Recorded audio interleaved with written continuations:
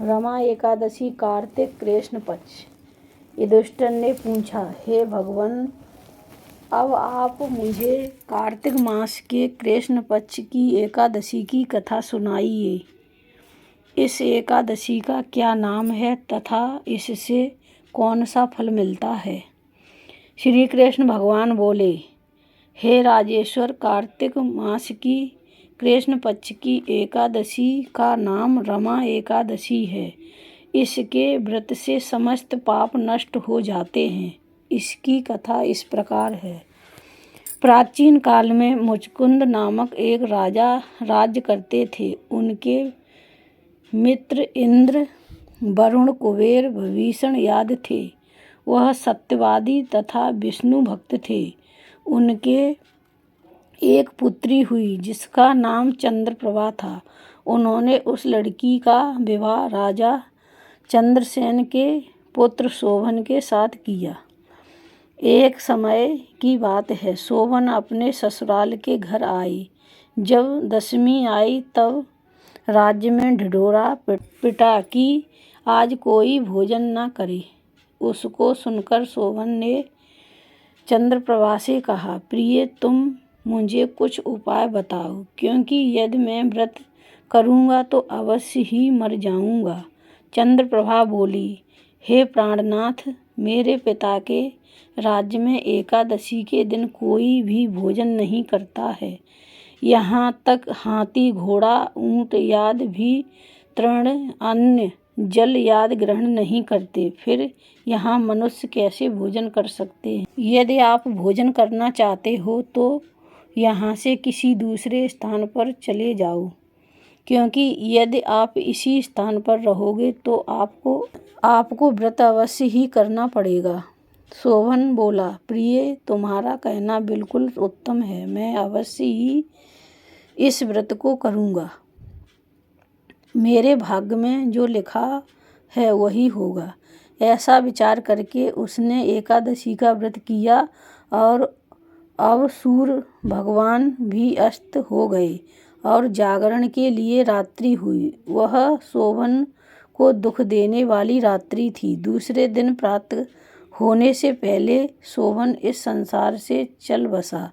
राजा ने उसके मृतक शरीर का दहन करा दिया। चंद्रप्रभा अपने पति की आज्ञा अनुसार अग्नि में दहन न हुई, परंतु पिता के घर रहना उत्तम समझा। रमा एकादशी के व्रत के प्रभाव से शोभन को मंदराचल पर्वत पर धन धान्य से युक्त तथा शत्रुओं से रहित एक उत्तम नगर प्राप्त हुआ।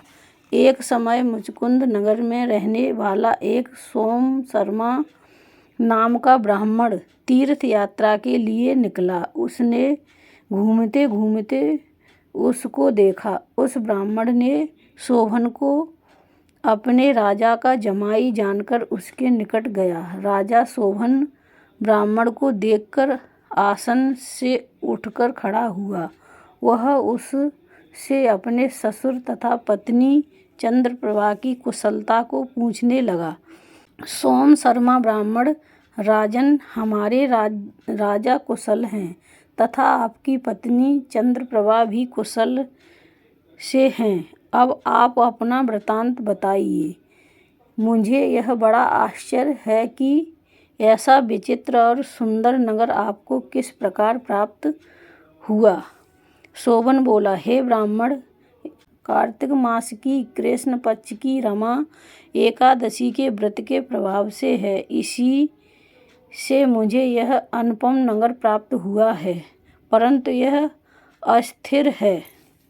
इस पर ब्राह्मण बोला, राजन, यह अस्थिर क्यों है और स्थिर किस प्रकार हो सकती है, सो आप मुझे समझाइए। मैं आपके कहे अनुसार ही कहूँगा।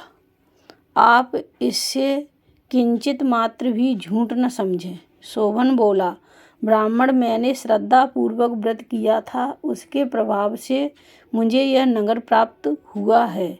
इस वृतांत को राजा मुचकुंद की पुत्री चंद्रप्रभा से कहोगे तो वह इसको स्थिर बना सकती है। ब्राह्मण ने वहां जाकर चंद्रप्रभा से समस्त वृतांत कहा। इस पर राजकन्या चंद्रप्रभा बोली, हे ब्राह्मण, आप मुझे उस नगर में ले चलिए। मैं अपने पति को देखना चाहती हूँ। मैं अपने व्रत के प्रभाव से उस नगर को स्थिर बना दूंगी। चंद्रप्रभा के वचनों को सुनकर वह सोम शर्मा ब्राह्मण उसको मंदराचल पर्वत के पास वामदेव के आश्रम में ले गया। वामदेव ने उसकी कथा को सुनकर चंद्रप्रभा को मंत्रों से अभिषेक किया। चंद्रप्रभा के मंत्रों तथा व्रत के प्रभाव से दिव्य देह धारण करके पति के पास चली गई। शोभन ने अपनी पत्नी चंद्रप्रभा को देखकर प्रसन्नता पूर्वक उसे अपने बाएं अंग में बिठाया। चंद्रप्रभा बोली, प्राणनाथ, अब आप मेरे पुण्य को सुनिए। जब मैं अपने पिता के गृह में 8 साल की थी, तब ही से मैं यथाविधि एकादशी का व्रत करती थी। उन्हीं व्रतों के प्रभाव से आपका यह नगर स्थिर हो जाएगा और समस्त कर्मों से युक्त होकर प्रलय के अंत तक रहेगा। चंद्रप्रभा दिव्य रूप धारण करके तथा दिव्य आभूषण एवं वस्त्रों से सजकर अपने पति के साथ आनंद पूर्वक रहने लगी और शोभन भी उसके साथ आनंद पूर्वक रहने लगा। हे राजन, यह मैंने रमा एकादशी का महत्व कहा है।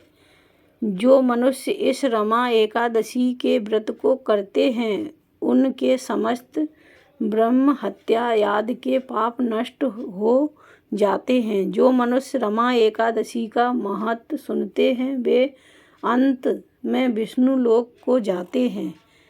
कथासार। भगवान विष्णु बड़े दयालु और क्षमावान हैं। श्रद्धा पूर्वक या विवश होकर भी यदि कोई उनका पूजन या एकादशी का व्रत करता है, वह उसे भी उत्तम फल प्रदान करते हैं। किंतु प्राणी को चाहिए कि वह भगवान की पूजा पूरी श्रद्धा से करे। शोभन अपनी पत्नी द्वारा श्रद्धा पूर्वक किए गए एकादशी व्रतों के कारण अपने राज्य को स्थिर कर सका। ऐसी सुकर्मा पत्नी भगवान श्री विष्णु की अनुकंपा से ही प्राप्त होती है। बोलो एकादशी मैया की जय। बोल विष्णु भगवान की जय।